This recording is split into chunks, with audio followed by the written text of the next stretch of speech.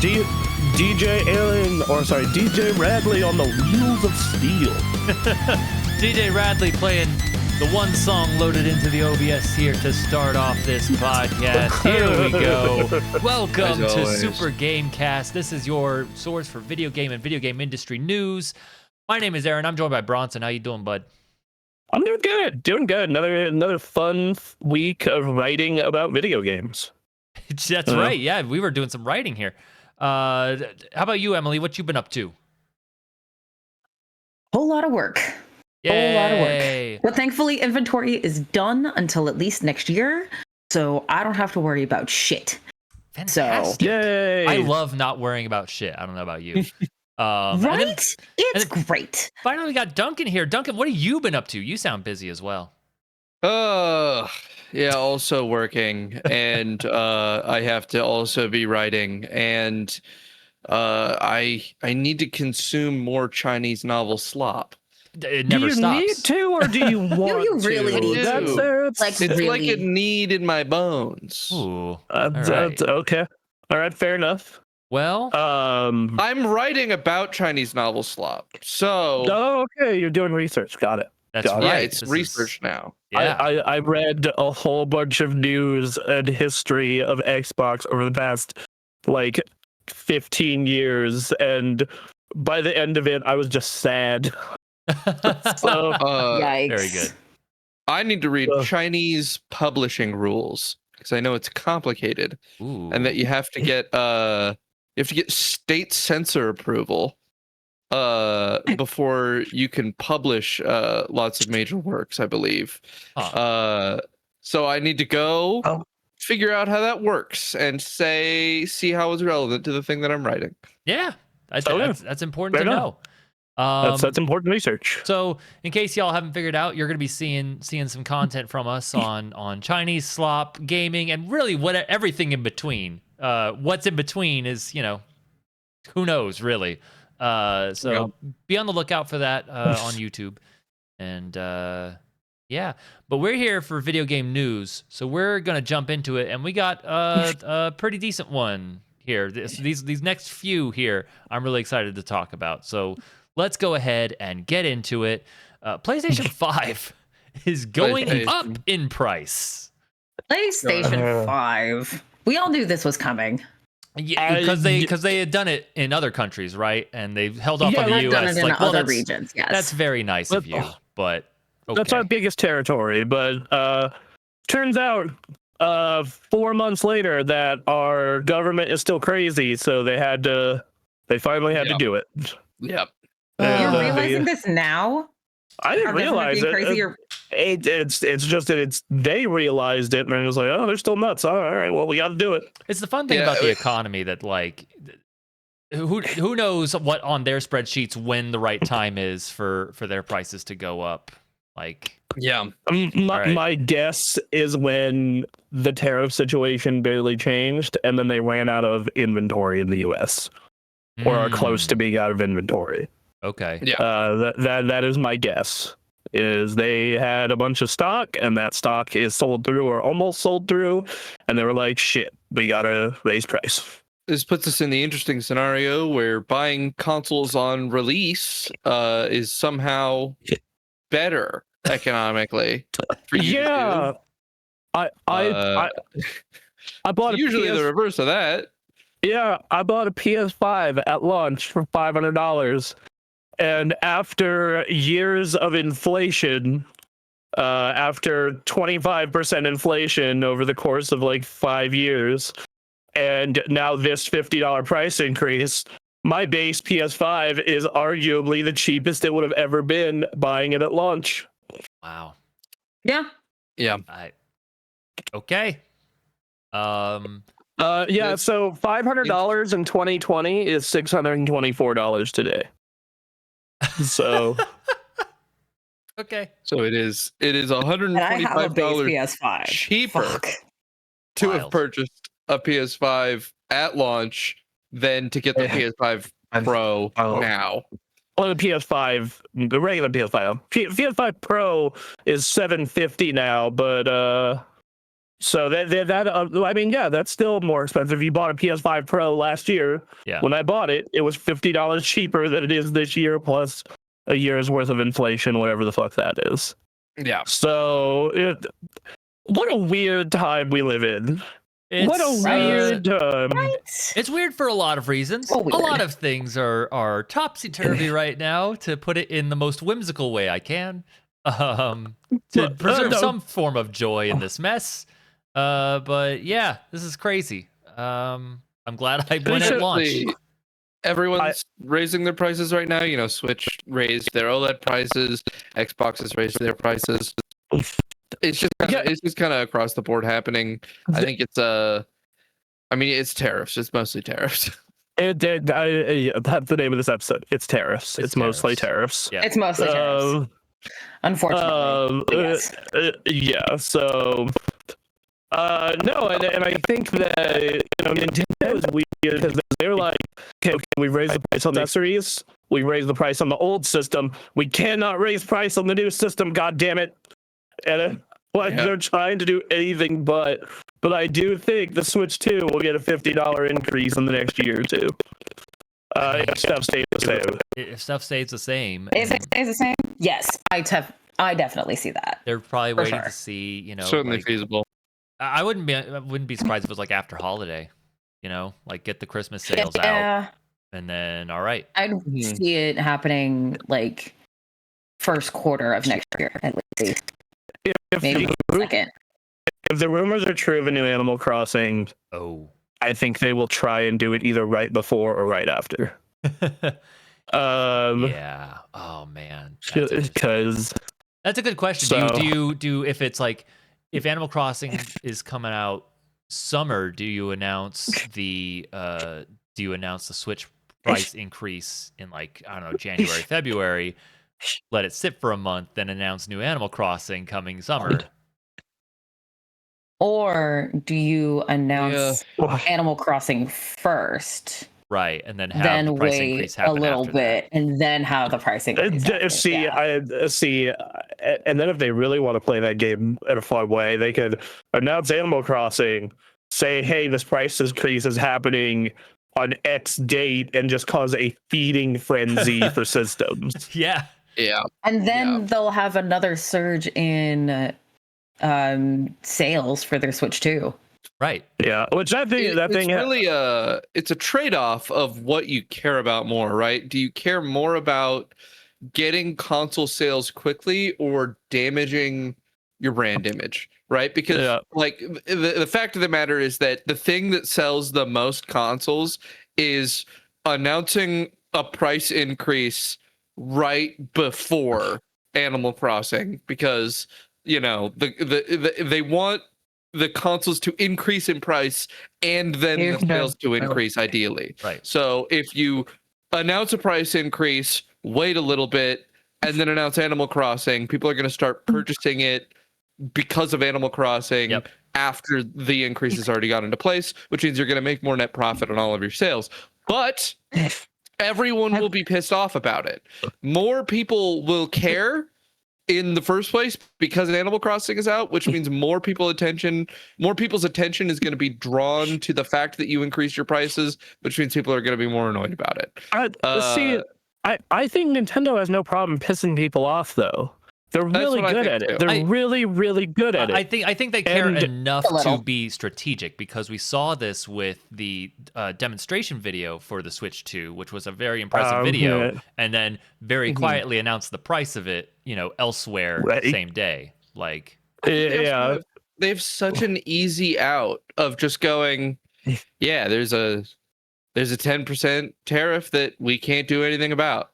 Well, right. So, I know a lot of people who are interested in getting a Switch console may still hold it against Nintendo, because I've seen some online sentiment that's just like, regardless of what causes it, they want to go after them. Which, but like, but you're not gonna change that consumer group's opinion no matter how you approach the matter. Mm-hmm. Right. I'm also, I've been of the mindset definitely since COVID, but even before COVID, of every gamer boycott is a 2-minute trailer away from being over. Well, so exactly. It especially is dependent on how this Animal Crossing game looks. I do think what makes this I know this is a PlayStation story, but I think this is the more interesting this is the more interesting conversation. Is like right. I agree. Animal Crossing blew up because of COVID. Now, Yep. does that momentum carry over to a post-COVID world? Are people going to go back and be like, "Oh, I can't wait to do more Animal Crossing"? I think yes. I think maybe not to the insane degree of what COVID was, but I do think that like that created a lot of new fans, and I think it's going to it's going to carry over. I think it's going to carry over to a certain degree. Oh my god, the memes! Yeah, we found ourselves quite recently in the Nintendo store. Yes, and in the Nintendo store, the entire top left section of the first floor was Animal Crossing, and the place that I saw people actually grabbing from the most, I think, is from that Animal Crossing section. Well, it was also the most impressive section in my mind in terms of it was really nice. Well, because it's so perfectly themed, because you have Animal Crossing is a game about making a cozy house, cozy environment, and they have a bunch of really nice cozy shit for you to buy, house slippers, little coffee maker. Like eggs, or if you go grocery shopping or whatever the case may be, absolutely. I got there with slippers, and I almost bought their little coffee set, like the grinder, the bean holder, and the saucer and coffee mug. I totally get it. Because Mario was very much like plushies and standard merch. Zelda was trying to be cool merch and a lot of hoodies for some reason. Pikmin was a lot of office stuff. That was weird. I did notice office theming for Pikmin. Splatoon was a lot of clothing. Yeah, a lot of fashion for Splatoon. Pokemon was a lot of plushies. I've got my puzzle right here. Yeah, your little puzzle there. Did you have fun with it? I did. It was I finished it pretty easily. The guy at the store was like, "Oh yeah, I was able to get that thing apart, but I couldn't put it back together at all, and it took me an hour." You're like an idiot. You're an idiot. That's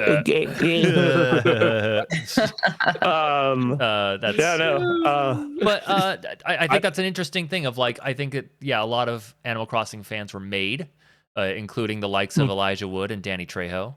As you know from Elijah Wood and Danny Trejo are the biggest. Yeah.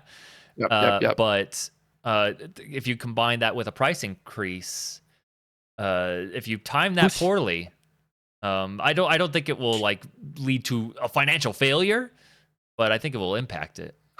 I think that I think that when it comes to the actual sales of Animal Crossing, I think it wouldn't be relevant because so many people have already got the Switch too. It's it's sold already incredibly successful. They're the question is how much of an install they're the overall profit they're making from a price increase in time with a potential Animal Crossing game is really minor. It's just if you're thinking strategy wise, it would make you more money. Right. It's not enough that it actually moves the barometer at all, because they've got a huge install. I mean they've got a huge. They don't have a huge install base.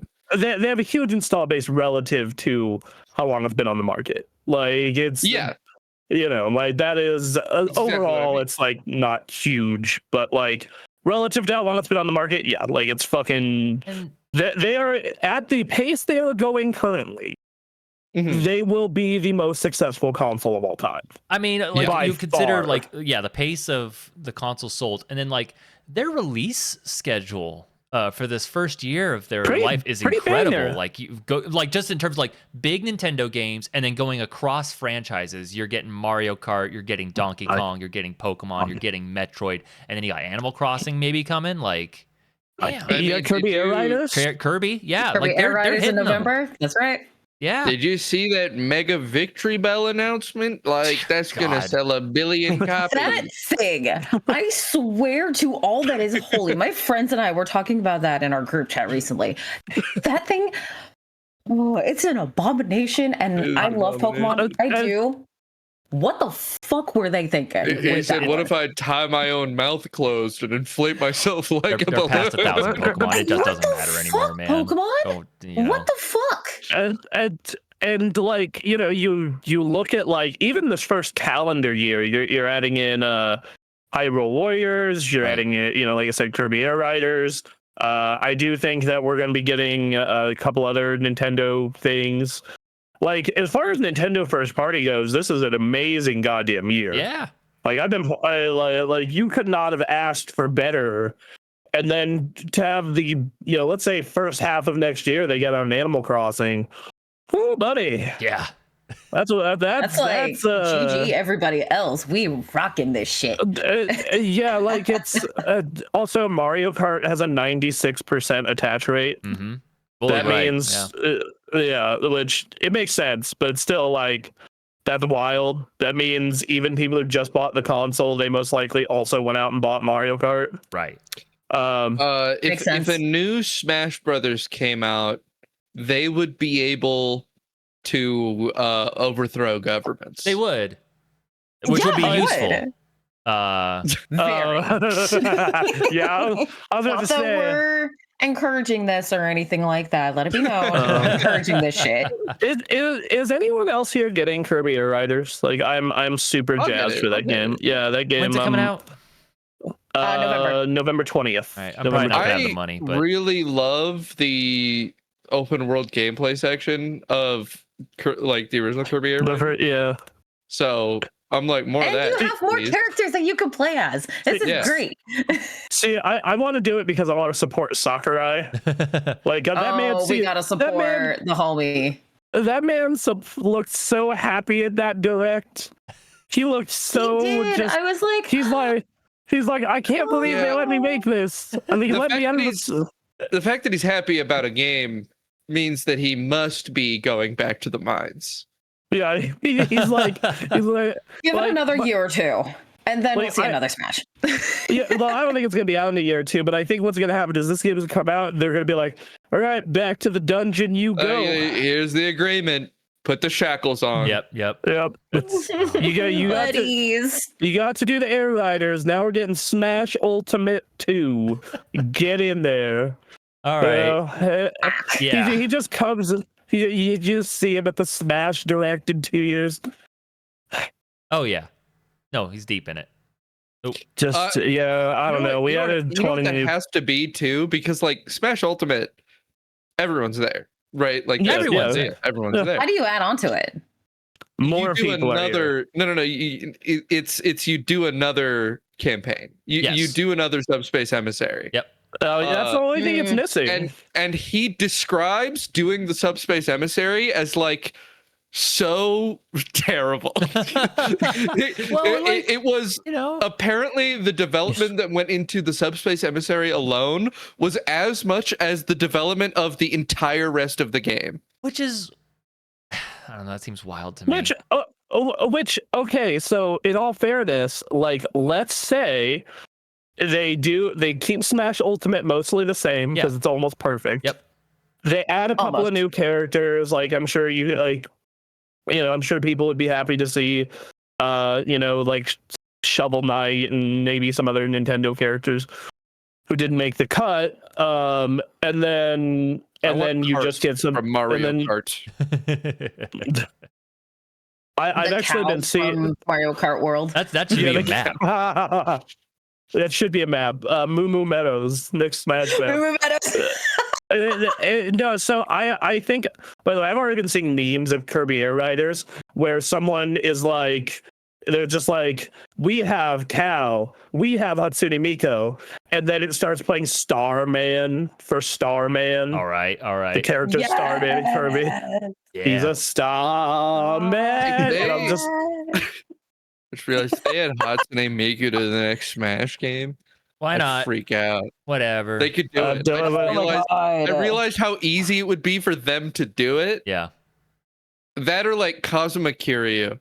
Those are I think they could get Kiryu. Possibility. Yeah, I think you need to get a character who's like. I think they only want to do video game characters, which leads me to go. Kiryu would be a good choice. I'm sorry, Miku. Miku is a video game character. She does have game. I'm talking about originated in game. Yeah.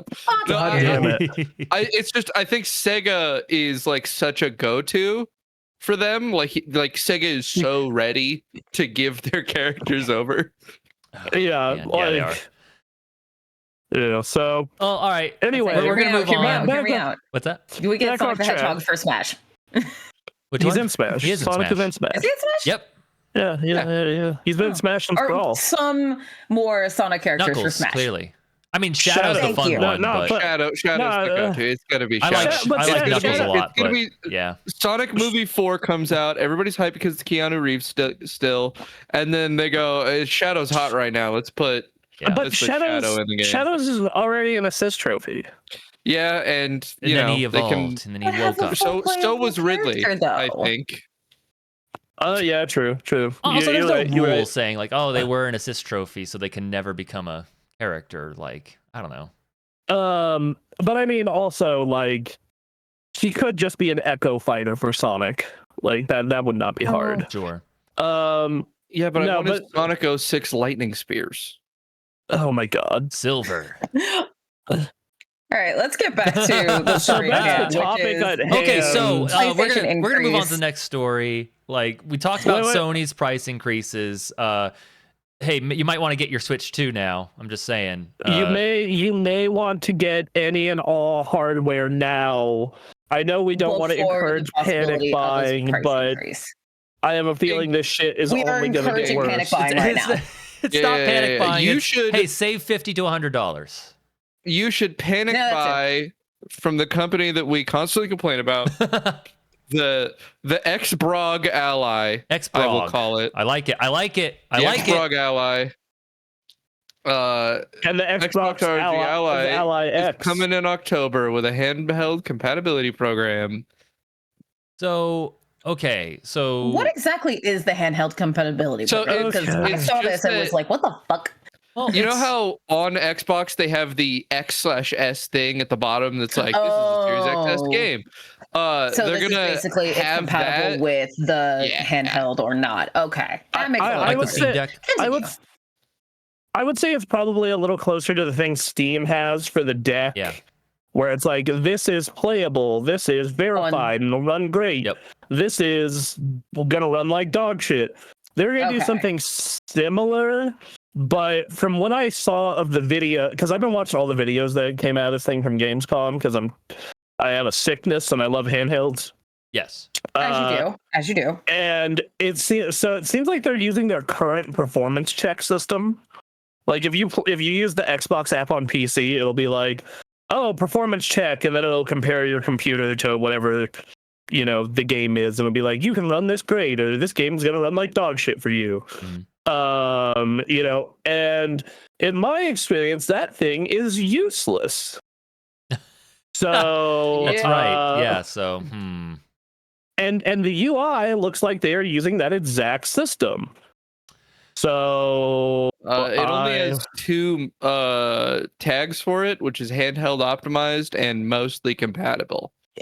What about not compatible? I guess anything is technically compatible. Anything that works on an Xbox will work on an Ally. No, that is not. Well, that's technically true. So if it is an Xbox Play Anywhere game, it'll work perfect. So if you're playing like Starfield, Watcher, or something like that. However, if it is a game that is only on console, you have to stream it. So like if you that was like their direct answer. They did not make a 360 or Xbox One emulator.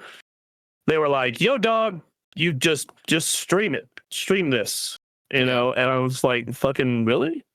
Apparently that doesn't work too bad. I have a buddy who no longer even has an Xbox or anything that has like he's been gaming off of an iPad, right? Because he sold everything that he had game related to stop himself from playing games all the time so he could finish school.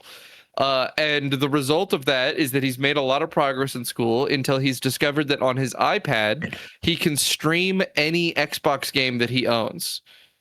And so he's been streaming Valheim off of his iPad and playing it a ton, and apparently it works just completely seamlessly. That is a lie. I literally was using this service last night.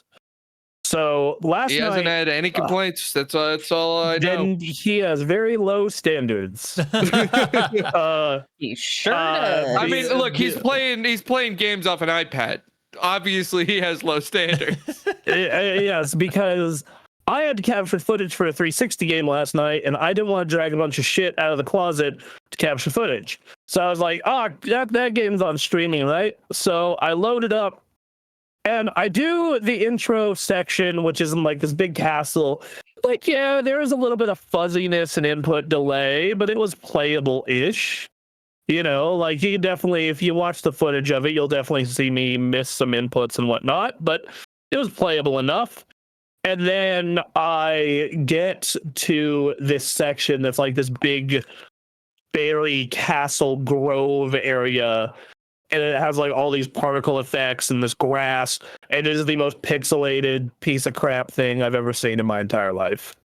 It looks like someone just smeared Vaseline everywhere and added ass loads of input delay. And I am on a wired gigabit connection, motherfucker. So I cannot imagine what this is like for the majority of people. But you're right, your friend probably has really low standards because he is playing Valheim on a fucking iPad. So, you know. The fact it works at all. Yeah. Yes, a bit more shocking than anything. Mm-hmm. Yeah, like when I was in the hospital, I played a little bit of Yakuza Like a Dragon. Yeah. Via my fucking phone. So, you know, I you know, if you are desperate enough, it works, I guess. It does. Yeah. But to be like, we are making the ultimate gaming handheld, but you can't play a good portion of your console games natively. Like, what? Okay, sure. It's it's desperation. Like what you got right now. Console games that don't work on PC and therefore can't be played natively is a dwindling population of games at the moment. It is still a pretty good amount, dog. For most consumers, it's not going to actually be a huge like. I mean, yeah. I think for most consumers, they are not concerned with like playing Viva Pinata or Cameo. They might be concerned with playing Banjo-Kazooie, but that's a different thing. Yeah, you know. So, but yeah. Along with this, we have a little other update on it. That is the pricing. Well, hold on. They also said that they have a release date for this thing. It's in October. It's October 16th. October 16th. Oh, all right. So it's not that far. Yeah, no. But the weird part is they have not announced pre-orders are available yet, and they have also they have not given any details on price. But apparently, Best Buy and a bunch of other places decided to leak the price. Yep. Sure. Which is $549.99 for the ROG Xbox Ally, the Xbrog Ally, and then the Xbrog Ally X, $899.99. Yeah, so I was actually curious about what the differences are between the Ally like X with that and much the regular of a price difference. They ought to be pretty meaningful. They are very, very, very meaningful. Okay. So this is the differences. So you get a far better chip. So the regular Ally uses a Z2A versus the Ally X uses the Z2 Extreme, meaning the base Ally is basically a hair more powerful than a Steam Deck OLED. And I do mean a hair. As for RAM, it has 8 more gigs of RAM. So 24 instead of 16. It has double the storage. Okay. They have the same screen. The Ally X has a bigger battery, 25% bigger, in fact. So there's that. It's a little heavier. It's about 45 grams heavier. It has more ports and connectivity, including a Thunderbolt 4 port, so you can use an eGPU if you want to use this as like your only computer. Oh Lord. I know people who do it. In fact, when I was at Evo, you had people who would hook a Steam Deck up to a dock, and that's how they were running sets. Man. Okay. It was awesome. It was so awesome. And it was awesome to see a Steam Deck out in the wild too. Yeah. It's getting better triggers. It's getting bullshit AI tools. So yeah, those are the main differences, so I don't know who the fuck these devices are for outside of a very small segment of like power handheld users for the X. Because the regular Xbox Ally is basically just an ROG Ally with a slightly newer chip. Like it's basically that. Okay. Which you've been able to get those for cheaper than $550. And then, Microsoft has such bad will that, you can get a Steam Deck OLED for the same price as well. Mm-hmm.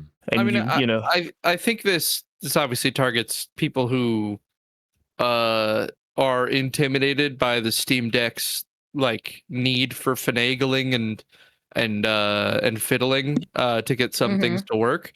And I'm gonna get into that on our next story, but keep going. And that it then it targets people who are like I don't know, I'm just gonna play my Xbox, right, for like most games. Like my brother's like this. He's the kind of guy who he has his Xbox. He's not interested in switching because it's simple and approachable for him, and it meets all of his game needs. The Ally, I feel, targets him really specifically because it's like, all right, here's the thing: you have the exact same level of complexity, and you just have it handheld now. But they've said that they're going to put this OS on a bunch of other handhelds. Yeah. So like why buy this one? Especially because it's more expensive. Like even like an Xbox Ally, if you catch a sale, you can get an ROG Ally with a Z1 for like $450. I'd say so. It's not like why buy this one. It's the name. It's a case of this is the one. Consumers like my brother aren't gonna know about the better alternatives that may come out. Like other people are talking about using the same OS on other things, but like consumers like my brother are not looking at the OS on handheld devices. He's on Xbox, and there's going to be an advertisement on the Microsoft Store for the ROG Ally, and then he might go, "Oh, that might be nice." But I also like look at this and I go, "Okay, but how many Xbox people like that are there?" Because at least according to the console sales that we have out there and the sentiment that I get in person and online, it is like barely anyone just uses a fucking Xbox anymore. Yeah, it feels my anecdotal experience is that type of consumer there are many of, and there's just much more of them for PlayStation than there is for Xbox. Right, like if this was a PlayStation handheld, like it was like, well, they have the fucking exclusives and like they have a bunch of goodwill and like there's like millions upon millions of people on that thing. But like this thing, I'm just like, okay, the people who are engaged in the handheld market, and I'm talking about the base model. I understand why you would get the Xbox Ally X because at least for the next 6 months or so, that's going to be the best overall, most complete handheld on the market, even though it's also the most expensive one. Yeah, $900 is not cheap. That is, like, I was thinking, like, no, one money situation's a little better. I might pick one of those up. And then I read $900. I'm like, dog, that's $250 more than I paid for my fancy version of the Steam Deck OLED. Yeah. Jesus Christ. And then I looked at like the differences between the Z2 Extreme and the Z1 Extreme, and I was like, oh, so this would be like a 5 to 10 FPS update over the Ally X and like maybe a 10 over the Steam Deck. And I'm like, ugh, I don't know if that's really worth it. So I was like, I'm good. Yeah. So yeah, it's like I get the market for the Ally X. I think the Xbox Ally, the regular one, it's consumers like your brother, but I think that market is like so goddamn small. I'm not sure if it's worth doing this partnership or chasing it. I think it's probably just about big enough to make it worth doing. I think it is not huge, but I think it's an audience that they have no reason not to address it this way. That's fair. I did actually run into something funny, at least funny to me, when it came to this OS they're doing. So this OS is just Windows 11, but with like a gamer friendly shell. You can even do what the Steam Deck does, where you boot into desktop, and like it's a Windows 11 desktop. The part of it that I find hilarious though is the second that you boot it into desktop mode, it will turn on all the Windows 11 bullshit. Incredible. Instead of being the optimized version. And if you want to turn all that shit off, you have to reboot the system. Oh, good. Amazing. Cinema, exactly. So, yeah, dog, it's like that alone is hilarious. And the part of it that's funny to me is like, I know a lot of handheld enthusiasts. I'm one. What I am personally going to do if I were to buy this thing is, as an option, if you can tell it what to boot into at start, so it doesn't have to boot into this Xbox UI thing they're doing. You can literally just turn this thing in to a Steam Big Picture machine, like have it boot automatically into Steam with all the Windows shit in the background turned off. Mm-hmm. And then that sounds nice. Yeah, because they allow you to download any storefront, Discord, anything you want. So I was thinking about like, man, you could just turn this into a Steam Deck with more compatibility and ignore Microsoft Store, Game Pass, all that crap. Right. Oh, that's hilarious. That's amazing. Well, why don't we transition to the next story here, because we're talking about the kind of people who play these PC handheld devices. Apparently there's 2.3 million of them coming this year, 2025. Yep. How does that sound? Where have we been at previously? So that last year they sold 1.7 million units. The Steam Deck in its first couple of years sold over 3 million, according to what Valve said. This is really low compared to like the Switch 2 or even the Switch 1 or even the PS Portal. Right. However, I do see this as the next big market and where video game hardware all goes eventually. Yeah. Like, I think all these systems are going to turn into Switches eventually, or PC handhelds. I think the big difference is there's two humps and hurdles they need to get over. And I feel like Valve and Microsoft are both doing things to get over the first hurdle, which is these are very kind of a pain in the ass to use. Yeah. They're not nearly as much of a pain in the ass as they were when they first started coming out in 2022, 2023. In fact, if you're willing to just have Steam Deck HQ or Proton DB loaded up on your phone to look up games, Steam Deck is arguably easier to use than most consoles. Like it is a straight up console UI. It's great. It's just that you have to be aware of looking up what games are compatible, and if they aren't compatible, what happens. But that's the thing. I have to know what that is, and I have to do that. Whereas what Microsoft is doing, what they're trying to solve right now, attempting. I'm going to put attempting on that. By the way, is making it so you can just boot the thing up, and if there is a game you see on it, you can play it. That's supposed to be the idea. Because that's the big problem with Steam Deck right now, is that if you buy a Steam Deck, you will probably at one point find yourself really pissed off that something's not working. Yes, and I think that is the case with the Windows handhelds, just in a different way.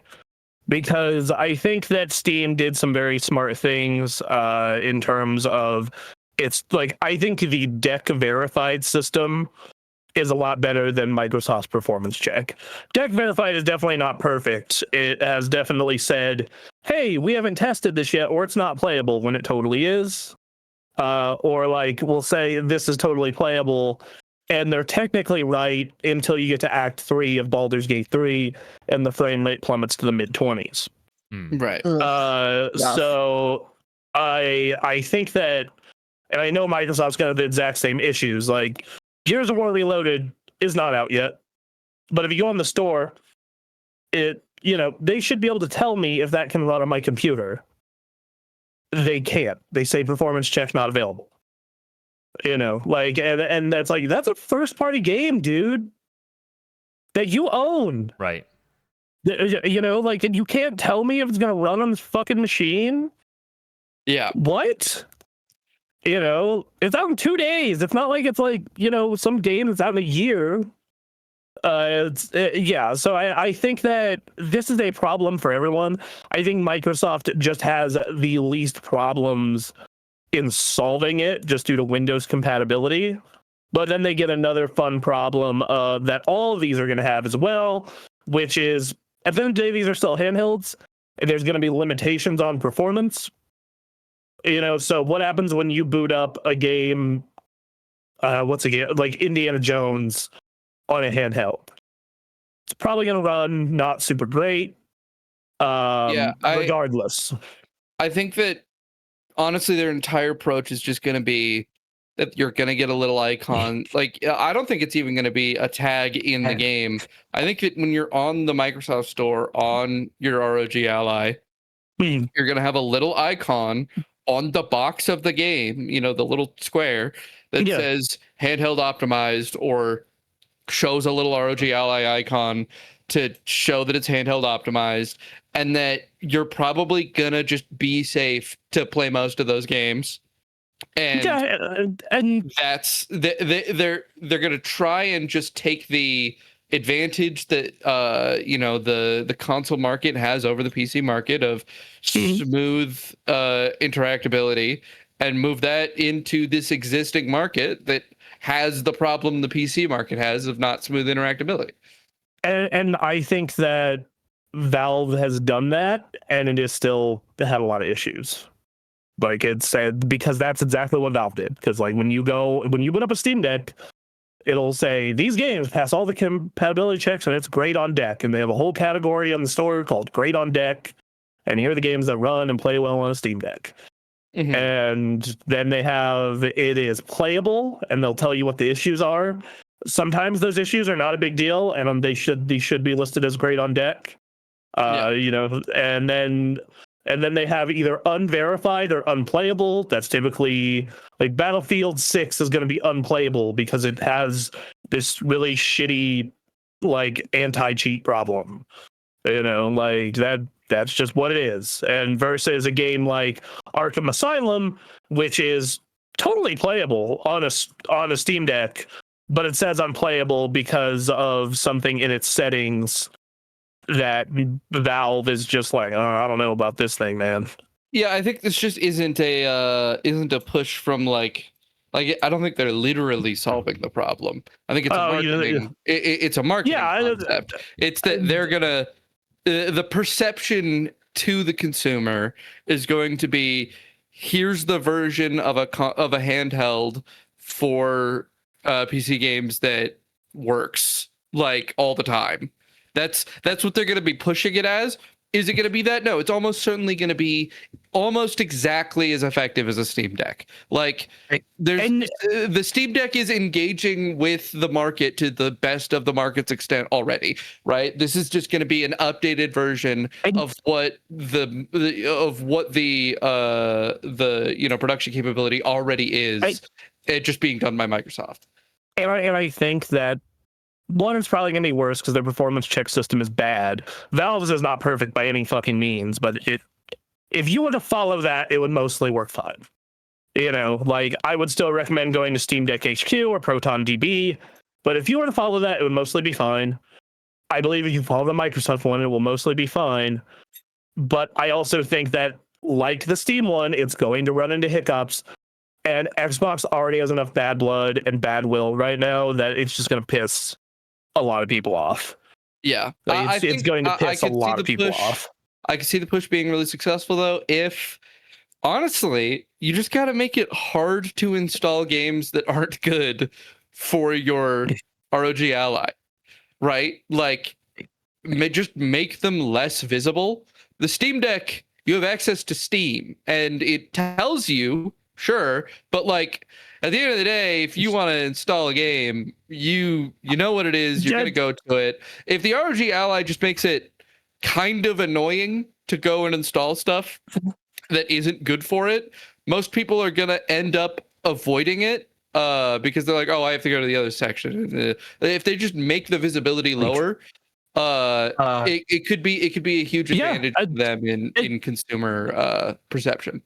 And I think the Steam Deck, like, if you try to install something that is listed as unplayable or not for deck, you know, it warns you. It says, yo, dog, this isn't for deck. Yo, dog, you sure it isn't for deck? And you're like, yes, and then it installs. You know, and it's, you know, and I get it. I think that, but yeah, and I think that what you just mentioned is probably the best solution here of like, yeah, this will probably run like ass on this handheld, dog. And you are in the wrong section of this store. I also think that they are promoting, hey, you can use other stores on this device. You can install Steam and Epic Game Store. Nobody's gonna do that. So I think that there's going to be people who do that because Steam has such a sterling reputation. And that's going to lead to some fucking battle. You know, you can't download the anime porn games on the Xbox store. You have to go to Steam for that. If you want the anime porn games, you need with the pretty anime ladies, you need to go to Steam. You need to go to Steam for that. So that's why people install Steam on their ROG Ally. Sitting at the bus stop in an Ahegao hoodie and having your porn game on your Steam Deck. Just max degeneracy. You know, you need to. There you go. That's the future I want to live. I'll take it at this point. But yeah, so that's the first hurdle. And the other big hurdle, Microsoft, I feel, is not solving at all of these things. Outside of the Steam Deck, all of these things are really goddamn expensive. These are really expensive. I think that if you can get a Steam Deck, the cheapest one I believe is $400. And if you are willing to wait for them to get a bunch of refurbs in stock, which Valve's refurb program is great, I would absolutely trust a Valve refurb. You can get them as low as $320, $280 if you're willing to install your own storage. So you can get the deck is trying to give you very affordable options. Versus the rest of these things start at $500, and that's where they start, right? And you're looking at this Ally X, which the Ally X is the one I'd be interested in. That's $900. And I have seen the regular ROG Ally, the original, go on sale for as low as $500. But yeah, you look at the Legion Go, you can get a Legion Go right now, $600, $830, $730, $600. The MSI Claw 8, the one with the Z2 Extreme as well, $900. The Claw 8 plus $1,000 fucking dollars.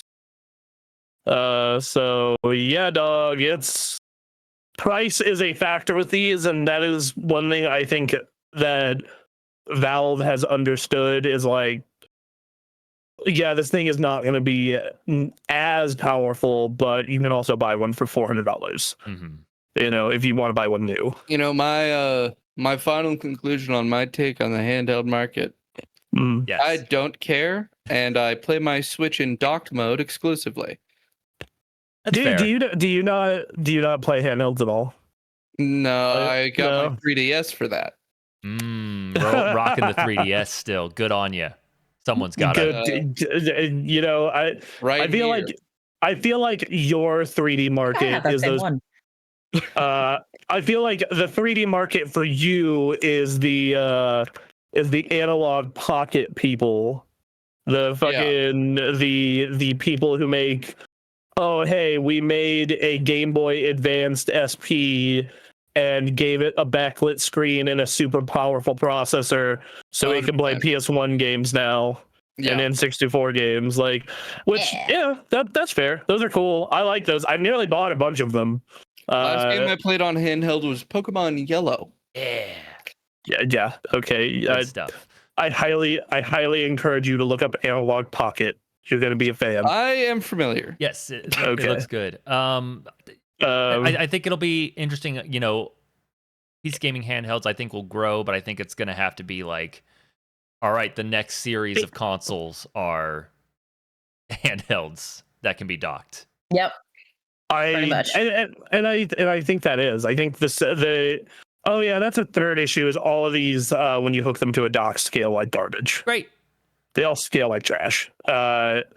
Like you know, because you're trying to run a native and whatnot. Like, nah, dog. It's so yeah, that's something I would also say is you need to fix the docking scaling issue. But I don't know. I love these things. I have, especially with my new setup. I love the setup I have here, where like I will be playing a game on my PC, something like Persona 3 Reload or South Park: The Stick of Truth, be having a great time. And then because the way my setup is made, I can flip it over to the TV if I want on the big screen, or like if I'm, you know, playing a game, go do a bunch of stuff for the day, wind down for bed, I can take out my Steam Deck and pick up that same game in the bedroom night before bed. It's awesome. Sure. It's fucking great. We will continue watching the PC gaming handheld space with great interest. Yep. Yes. The years go I like I said, I think this shit is gonna explode. It's just a matter of you need to get it right. It's a matter of fixing those two problems, and I feel like Valve is so goddamn close. You know, like I really do. And in the meantime, I think the Switch is going to continue to be the dominant force in that area. Yeah. So, speaking of Nintendo, dominant forces in Nintendo. Yeah, there you go. Yeah, we're the same transition. We're the same transition. I think you guys will be excited about Metroid Prime 4 being rated by the ESRB. Which means we are that much closer to a release for one of the most anticipated games in Metroid history. I am fucking pumped. This game was announced 8 goddamn years ago. Yep. Look. Rated game right now. Tell me when it comes out, please. Yeah, exactly right.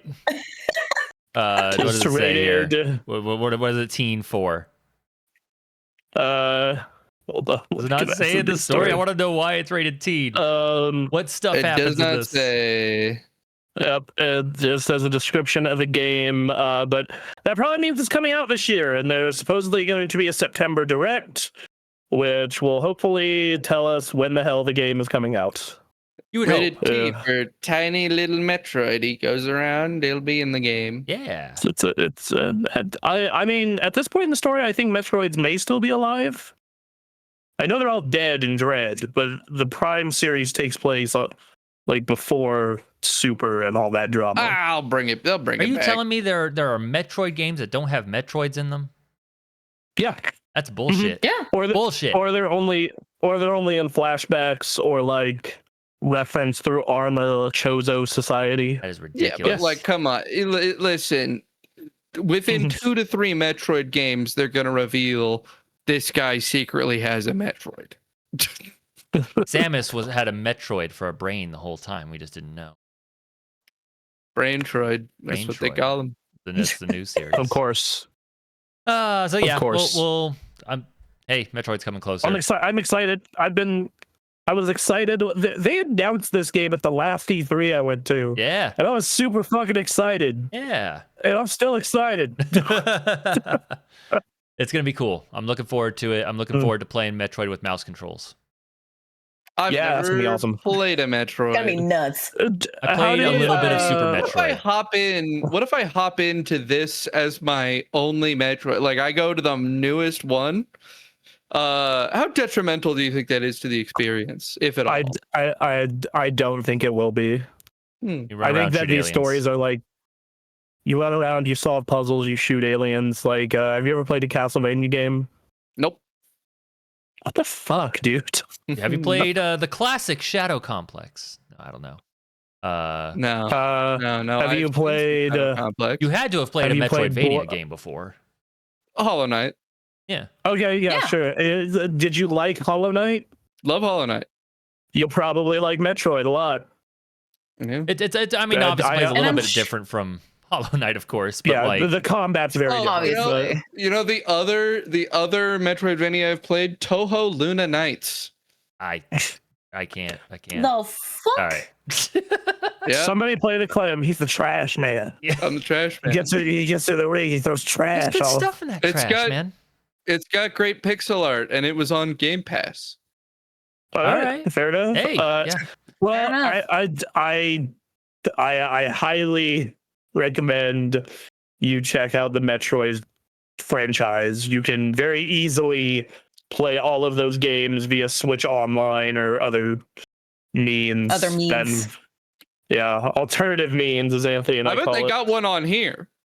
I could do that What? on here, probably. Yeah. Probably. Hello, Otaku Man in chat. Hey. Yeah, they got all those games on the Switch too. They got if you want to do them on an emulator, there's emulators abound. There's there's a lot of good ways to play those games. My favorites are Prime 1 and probably Fusion, though I do think Fusion is a bad starting point for, like, if you actually want to get into the lore of Metroid, I would say Super Metroid for the 2D ones. So I should start with Other M. No, you start with the Metroid soccer game.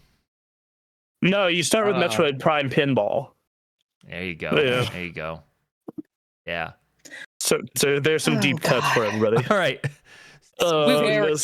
We were talking about PC gaming handheld quality.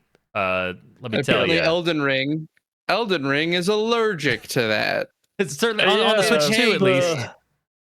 So the Switch 2 version of Elden Ring has been showed behind closed doors at Gamescom, where the game, quote, looks really good, but it has a maximum frame rate of 30 FPS on handheld, and it struggles to meet that. Man. It's really bad, and I understand why they don't want you to see this. Quote, Bandai Namco isn't allowing footage of the game to be captured. It was like playing Ocarina of Time. 20 frames per second, sometimes 15 frames per second. They don't have a release date for this yet, and it runs fine on Steam Deck, so the only thing I can say is, like, it's pre-release, and maybe they're gonna get it worked out. That's incredible news for speedrunners. Yeah, right. A lot of this game breaks when you play it at low FPS. So so the second that it breaks, ow. Yeah, so you can do stuff like zipping, which is a big part of the speedrun tech. You can do that much more easily if you get the game to like lag way out. Yeah. So early on in speedrunning, it was a whole thing to like quick swap your settings mid-run to make the game run like shit, so that you could then get your character position to do a teleport zip like all the way across the map super quickly. Let's go. Jesus. Yeah, I want to see it. Well, assuming it doesn't get fixed, because, pre-release, I would see stuff at E3 that would run like trash and then run great like 5 months later. So I'm not, I'm not too worried. But like, guys, the system's not even a year old yet, and like, if you know you're gonna fix this, why aren't you showing this?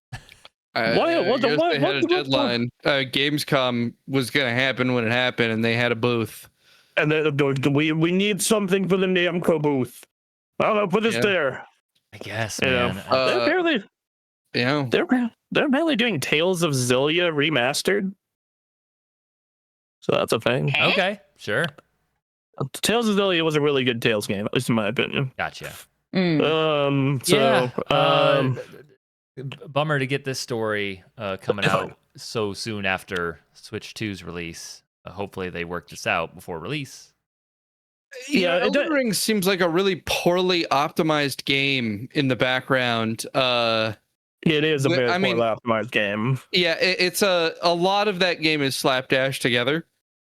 And this is not a surprise. I mean, have you seen their current speedrun? You fight no enemies, and it's like 5 minutes. All right, I'm getting in on this.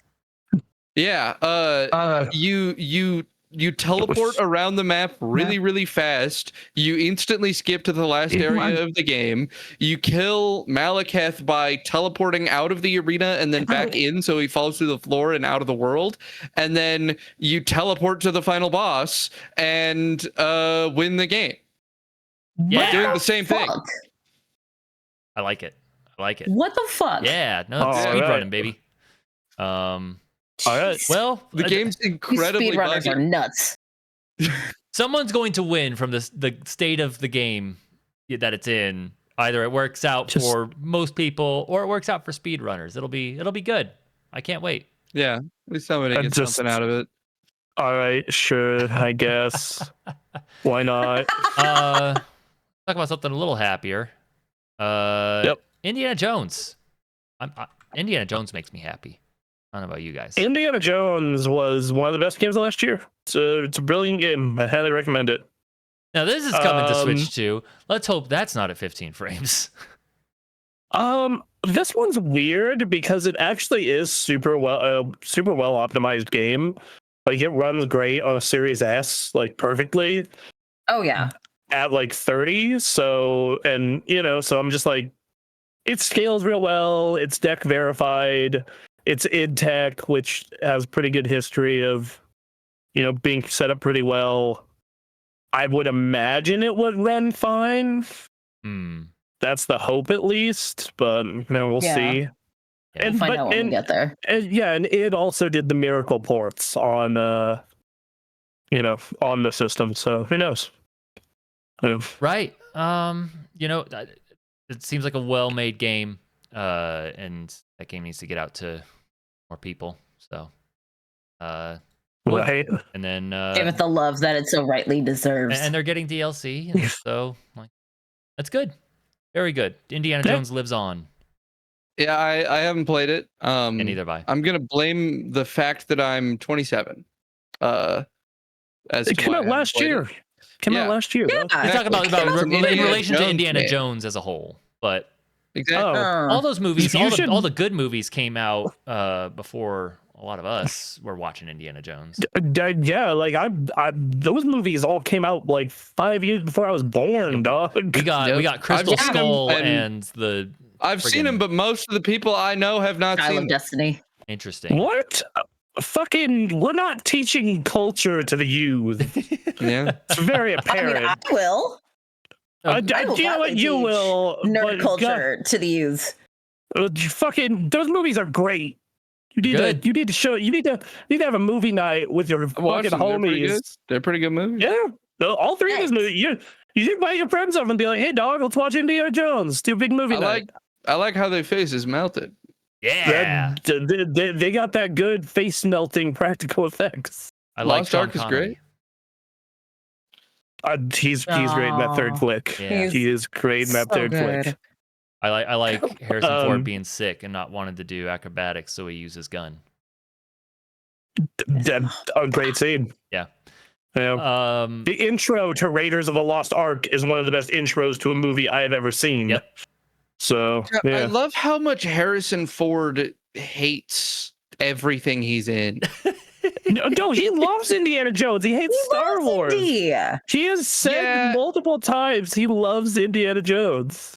But he gives this lack of enthusiasm that makes me feel somewhere in his heart he loves it, and he hates everyone else who has anything to do with it. He has a very certain aura about him at all times. It's like, yeah, this man wants to be left alone. He hates, like, he'll be fine acting in the things that he likes, and then the rest is like making money and then get the hell away from me. And you know what? It's nice to see a more human person. Do you see him? Did you see him in that Marvel interview where they're like, "What's it like acting like the Red Hulk? Huh? Isn't it feel a little silly when you're doing it and before the CGI?" And he's like, "Here's a hint.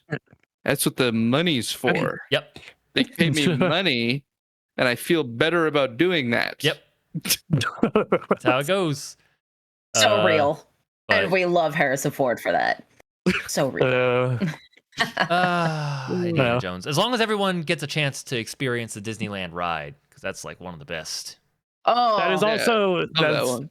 So good. Also great. Yep. Big fan of that. I got to experience that ride when I was there January of last year, and it's so good. The process that I went through just to get on that ride. What, like it's a long line? Well, not only that, but it broke down. Yeah. While I was in line twice. It's a crazy ride. I assume they gave you but lightning that third lane time, or whatever. all three of us were on it. Yeah. Good time. Yeah.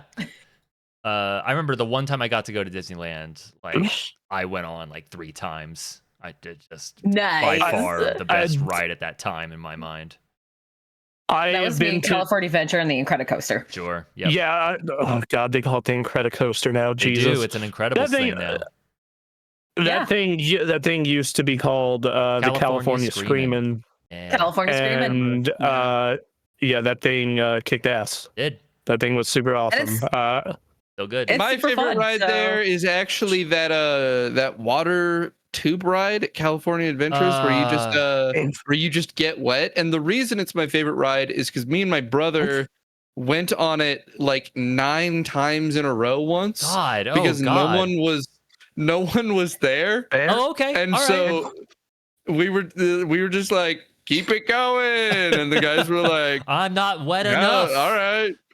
And so it was also dark out at the time. Okay, this is sick.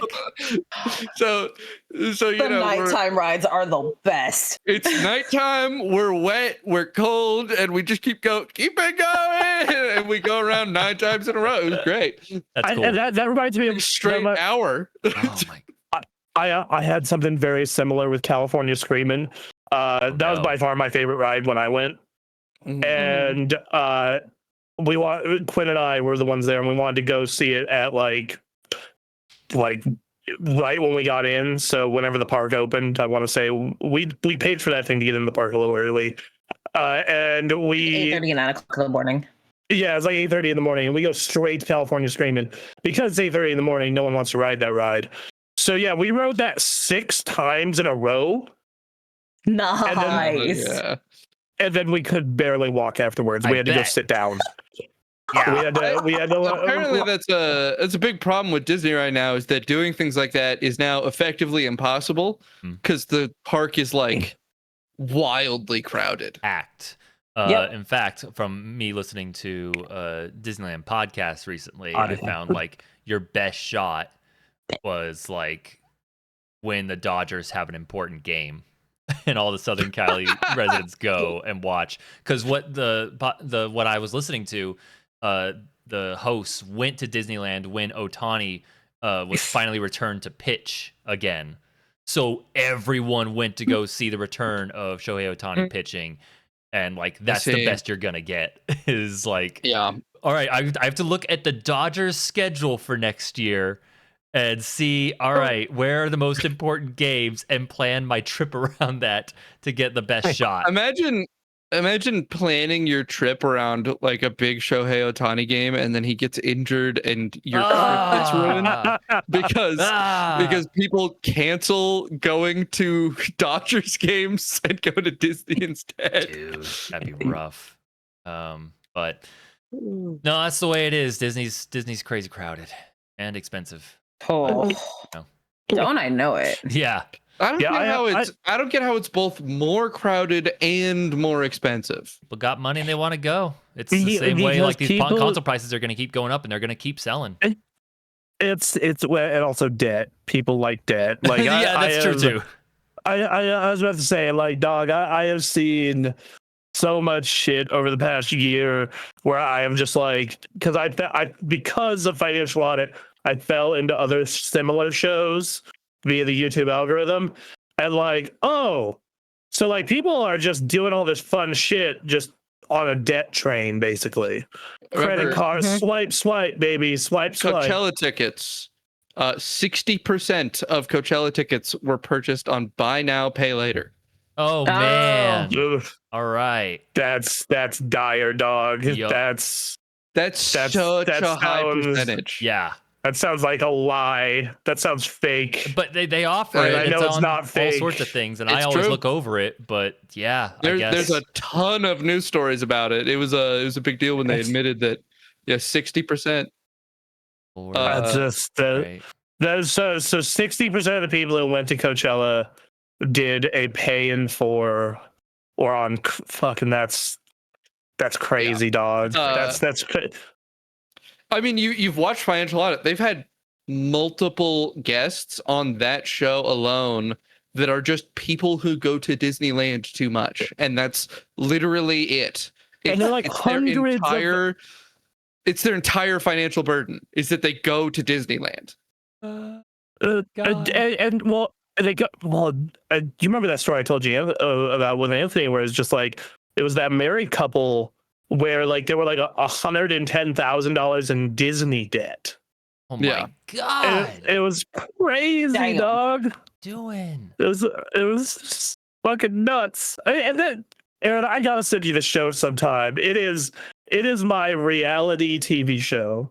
Like my I hate it a little bit. I hate it. I hate myself a little bit for watching it, but like, like very similar. My mom watched Dr. Phil back in the day. My girlfriend will watch like her trashy reality TV. Like Caleb Hammer, he's just so inflammatory and mean to them that I don't watch it for Caleb. Like Caleb's terrible. Yeah, I don't know, but it makes me cringe. It makes me cringe when I'm like the sometimes the financial situation is bad. And you can see why it's bad because the person is doing so bad, and he'll take the wrong approach by just being like a massive asshole to them, and then going, "Oh, but thanks for coming on. You're helping people. You're helping people by letting me scream at you over this." And it's like, I think some situations it's fucking justified. Him freaking out on that fucking $110,000 of Disney debt, I'd freak out too. I'd be like, "What the fuck are you doing?" Or like the lady who's like, "I'm in a lot of debt. I kind of cheated on my husband right when we got married, and then got divorced, and then went into a bunch of debt because I decided that because my therapist says I can't have a job with a boss, and so I'm unemployed." Like that person is like, they're being so insane. They're being so insane. They're being so infuriating. But there's also some people that it's like, they're just in a horrible scenario, and then he's like, "How dare you get Taco Bell? What's wrong with you?" I 100% agree. Anthony has said this. I've said it. I'm not there for Caleb. I'm here for this crazy shit. He's crazy shit out there. That's definitely happening. I'll send you the Disneyland episode because that one was. Yes, I do want to see the Disneyland episode. I've been God, wrapped up. I'm genuinely curious about that Disneyland episode now. So it's very interesting. Send it in the group chat. And they had like real good income too. Like that was the crazy part. They have like great income. It's always crazy when the guest has great income, and it's like, how do I balance this budget? $3,000 on like some random shit. Yeah. I mean, you see, I've seen a glimpse of that in people on Twitter being like, I just priced out how much I spend on Uber Eats. How do people live on 40K? It's called it. No, my girlfriend and I did this, and I now have a rule where it's like I can only order food twice a week. Yeah. And same thing with her. Like we try and keep it to 2 orders a week. Because like, yeah, dog, I totally get how people blow like, you know, let's say you're blowing like $25 to $30 for like a cheap meal, you know, and then you're doing that like, you know, 10 times a week. Like, yeah, that's $250 a week, dog.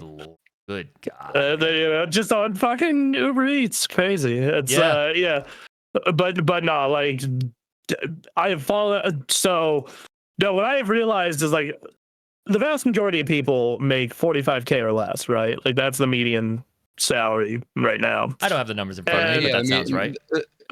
The median is 45,400 something, and oh wow, but that means 50% make less than that, right?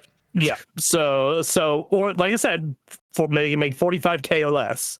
So you know, so that means most people doing all this crazy shit are like just throwing that shit on fucking credit and letting it ride.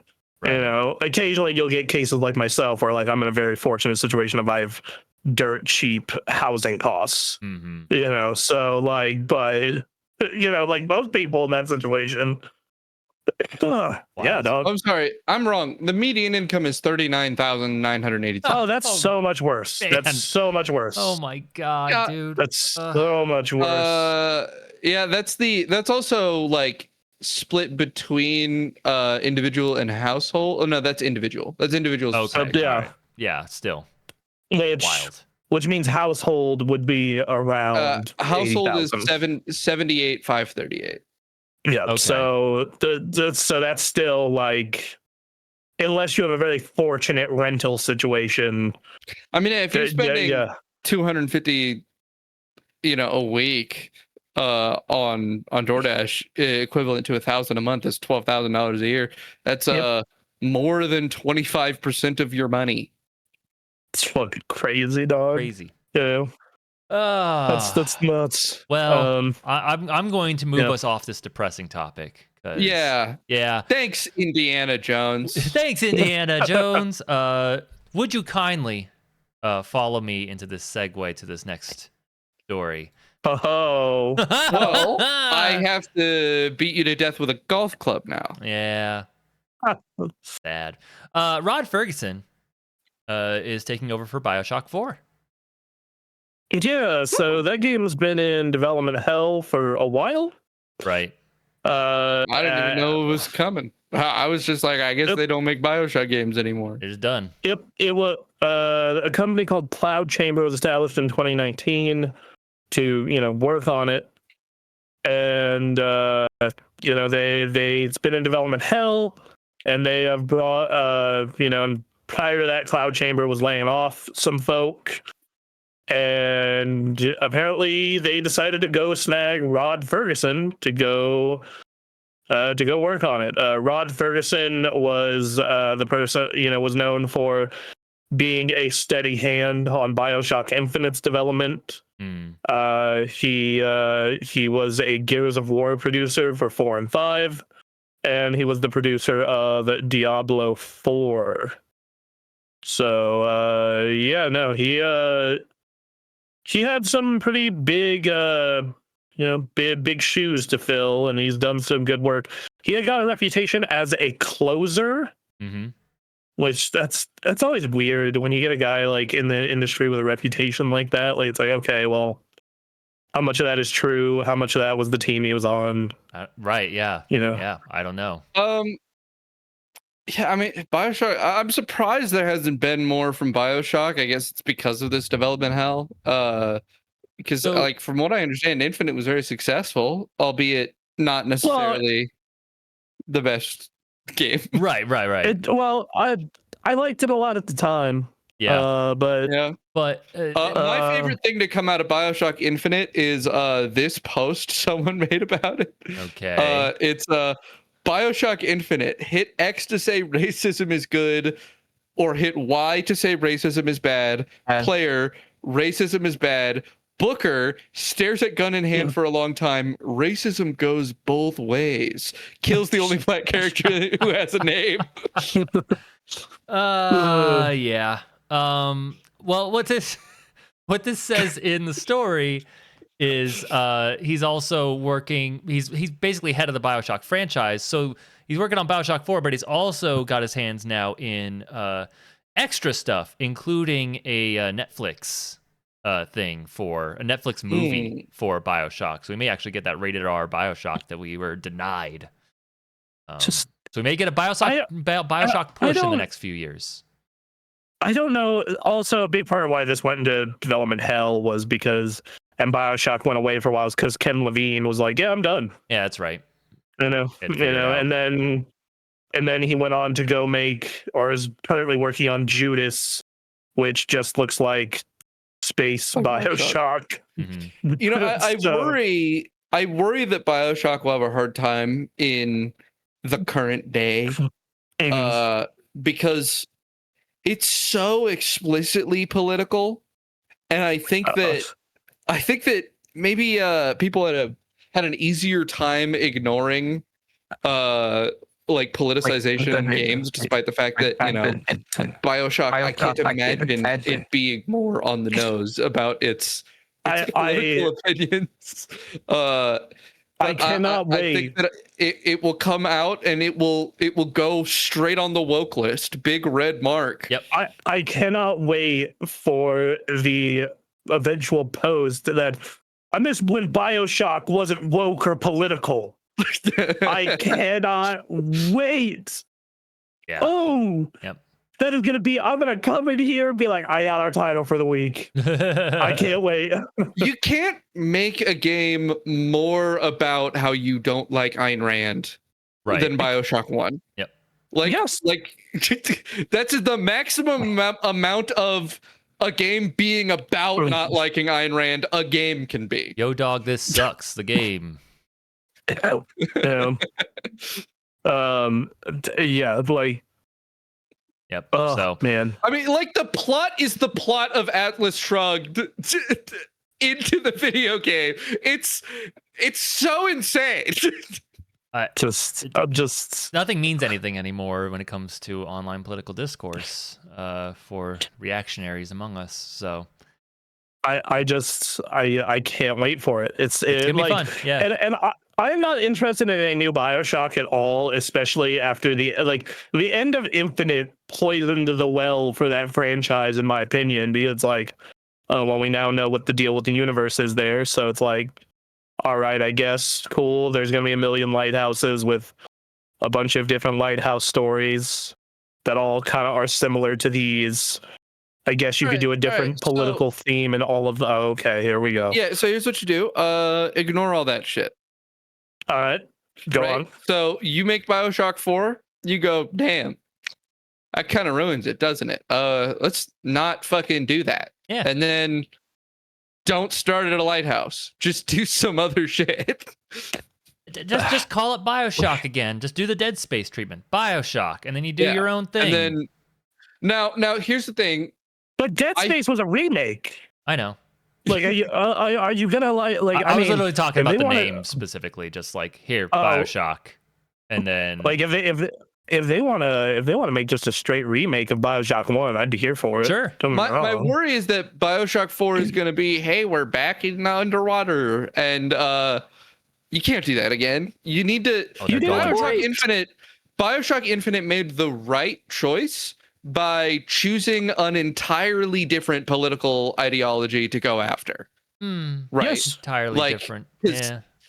Not fun. They're clearly related, but I know what you mean. The ANCAP versus the American Exceptionalist. Right. Was the obvious shift here, and that change is definitely the thing you need to do to continue making all right. these So political critique, interesting story, weird dystopia games, right? So if you go what do back you? to Underwater City, you can't. That's still about Ayn Rand, and we've talked about that for 2 games. We can't talk about it anymore. You need to talk about somebody else. And They also did a think, DLC for Infinite that was underwater as well. Yeah, 3 times. 3 times you went back to talking about Ayn Rand. We're done.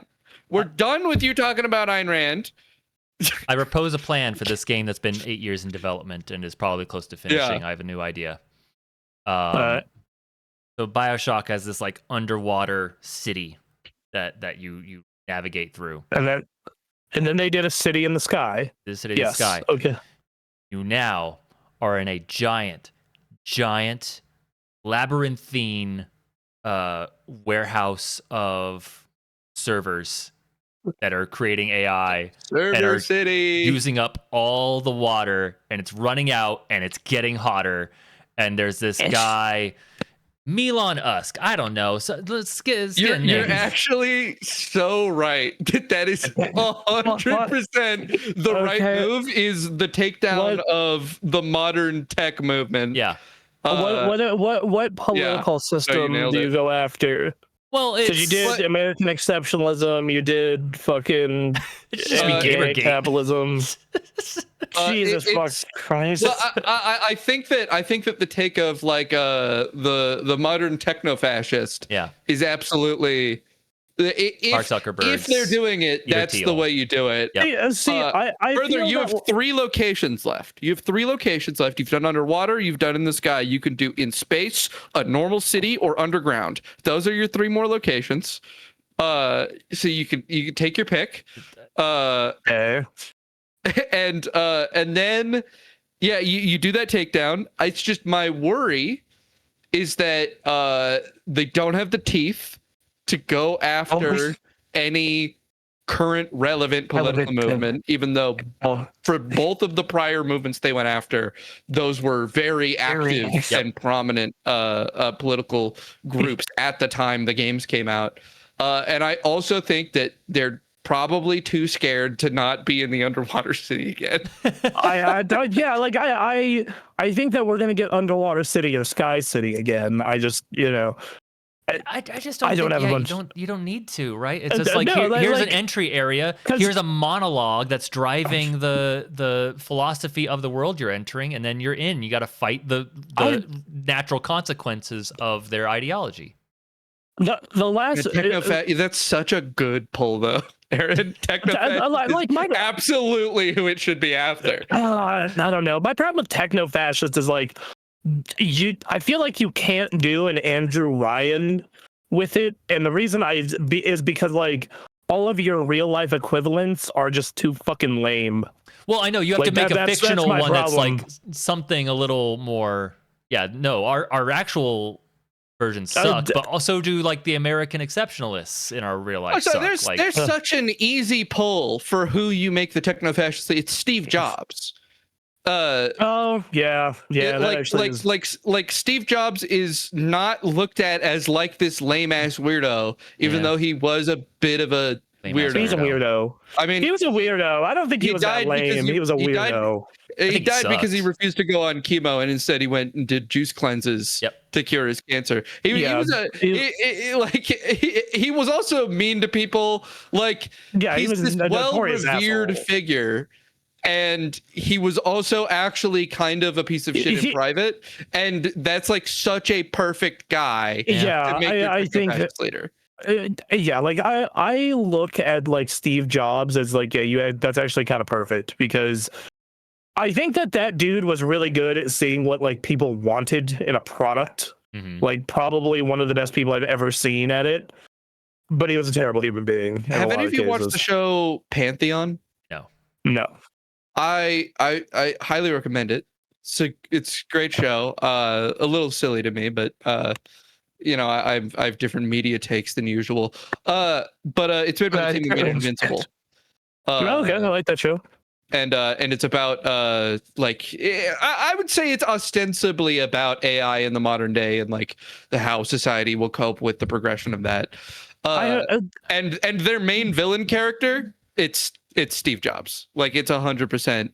It's Steve Jobs, but he froze his brain. The thing is like I've read a lot of books about a lot of fucking people and leaders in different industry because I find when people who get to the top of the food chain, I find them fascinating. Consistently, I have noticed certain traits that one, they're all a little bit fucking psychotic. Have you seen the Elizabeth Holmes show? I have not. Oh my god, it's so good. You gotta watch that. Theranos. Oh, okay. Not the fucking. I'll send it to you. Please do. But like, I look at like Judas, right? And like, how much do you want to bet Judas is just gonna be Bioshock in space? Like, same thing with the political stories and everything. Like it's.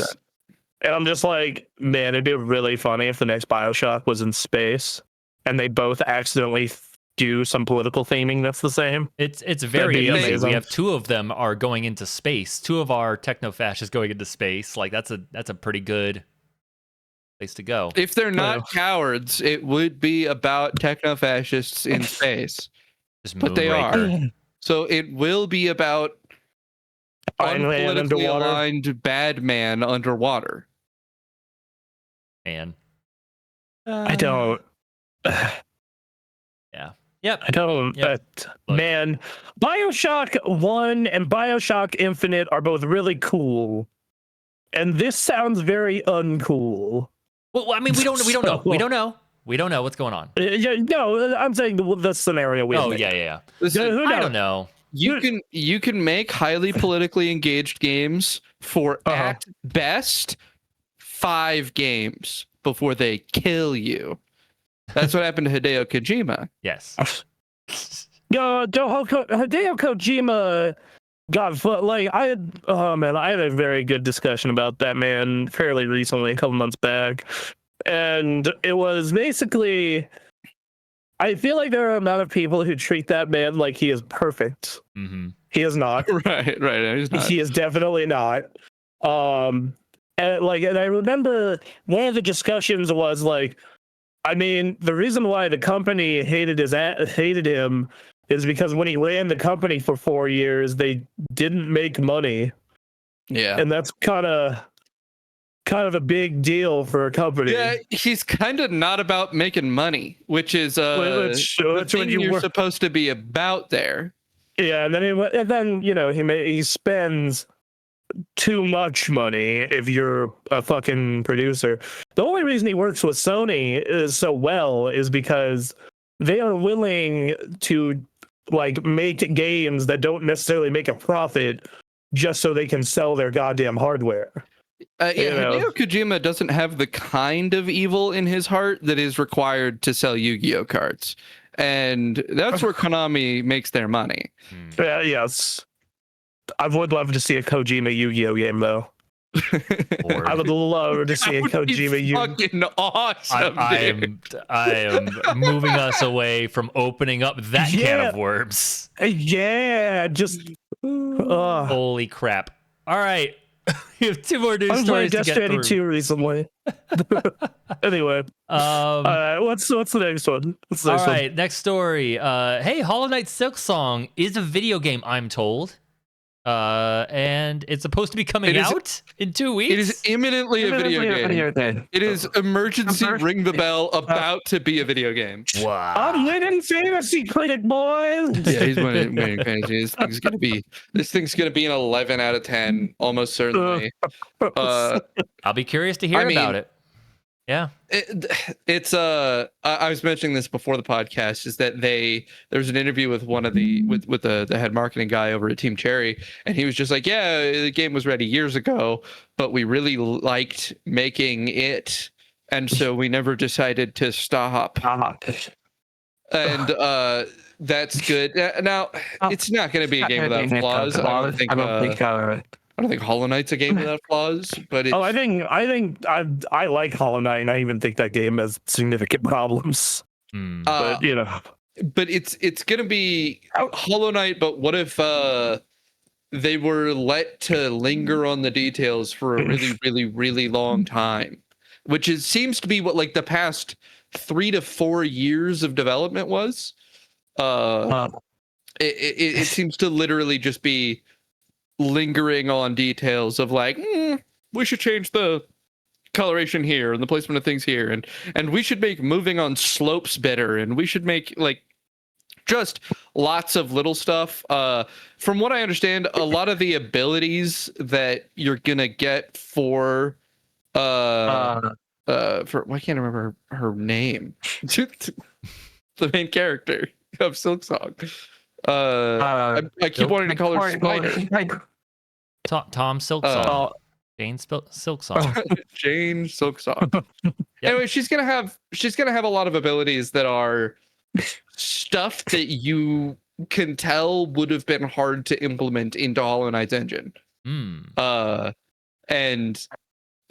stuff like creating temporary platforms and a lot of weird movement tech, and that's cool.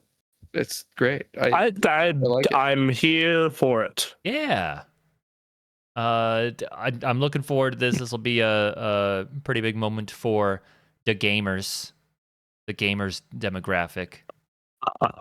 Yeah, I think it's gonna be huge. I am knee deep in 2 other games at the moment, in Death Stranding 2 and Donkey Kong, but I do want to get to this before the end of the year. Yeah. Sure. Important note. This is often referred to as about 7 or 8 years in development.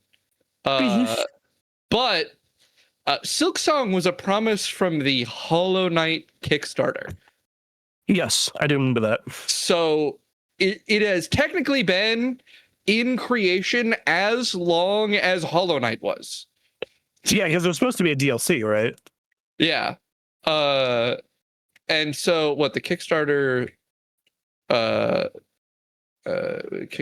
date was, let's see how far back that was. So that was in 2014. So the first stuff about Silksong came out in 2014.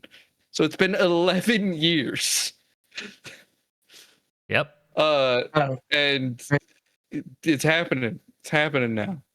That's wild. It's absolutely wild, but it'll probably be damn near perfect. Yep. Yeah, it'll probably. That's the thing. Team Cherry. The thing about Hollow Knight is that Hollow Knight is such an amazing value proposition for how much it cost. It got like 3 free DLCs. Yep. And it's like a $20 game. Like it's and there's so much in it. It's such a big game. It's an incredible deal, and Silksong is probably just gonna be that. It's probably just gonna be the same degree of they just kept putting stuff in it. It's full of a lot of things. They will probably release DLCs for it. They'll probably keep developing it after release. Yeah. If their past history is anything to go off of. I have 2 or 3 games in my queue ahead of it, because I also just realized that Metal Gear Remake comes out. But, it's on my list. I'm looking forward to it. I'm also looking forward to most likely winning Fantasy Critic because of it. Yeah. I took that game as a joke. Yeah. So... Yeah, literally, he was talking about it. He's like, I'm going to take Hollow Knight. I'm going to take Hollow Knight Silksong because every year somebody has to take it. Yeah. I made the ninja mistake, but I did it. I bet it the right year. It's what makes it fun, Yep. Take a chance. Yeah. So. And we were talking. My Fantasy Critic. I took a game that got 0 reviews. You sure did, buddy. You sure did. That didn't go great. It came out. I like it. I like the game. Nobody played it. It's part about Fantasy Critic is not just what you like. It is about gaming the system to see what is going to review well. Yeah. I do think it's worse than Dokapon Kingdom, though. Kingdom is better. Okay. Fair enough. Yeah. So, all right. Well, anyway, I think we have our last news story. We right? have one more news story here, and it's one more thing. Evo's 2025 business update. What does this mean? So Evo used to be owned by Sony Interactive Entertainment, so PlayStation, and then a shareholder called RTS, which used to be like Pokemon's esports company, basically. Oh, right. I don't know if she's still involved in that, but so SIE acquired Evo and RTS in 2021. This is back when they were making their big live service push and esports push, and well, we all know how that went. Yeah. And their goal was to, in quotes, our goal was to help the Evo community grow and spotlight the skills and passion of fighting game fans on a global stage. And they're going to transition to being a big Evo sponsor, saying, quote, the momentum for Evo has never been stronger following the successful Vegas event and upcoming expansion to new regions. Yeah, they're doing Evo France and Evo Singapore now on top of Evo Japan. Right. And they've been sold to Nodwin Gaming. It is a leading name in South Asian gaming, esports, and youth entertainment industries.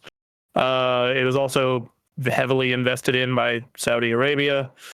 And it's I don't know how you say this. Kidaya?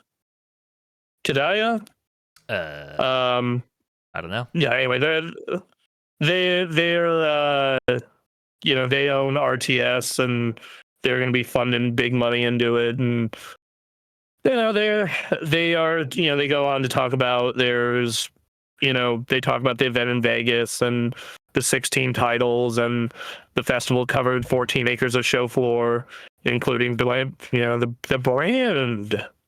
brand team ups such as Nikon, Zenny, AT&T, etc. I'm kind of bummed about this because Sony is a really stable sponsor and a really stable owner, regardless of what you think about PlayStation or the way they handled Evo, which I think they handled it fine. It's stable. Right. This fucking Saudi, South American, or not South American, South Asian esports brand, I'm less confident in that. Significantly less confident in that.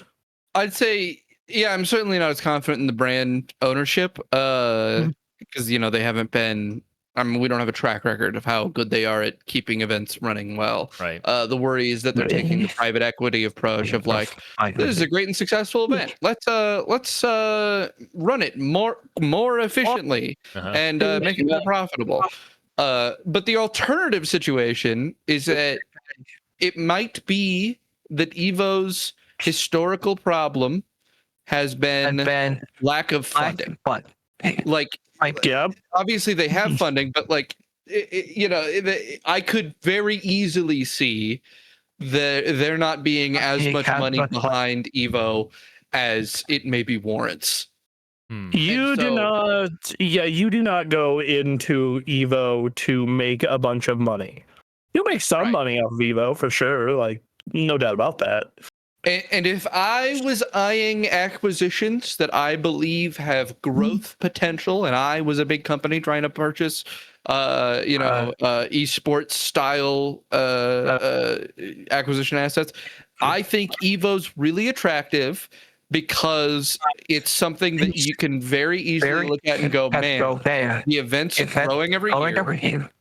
People want to go to it. And fighting games in general are on the upswing.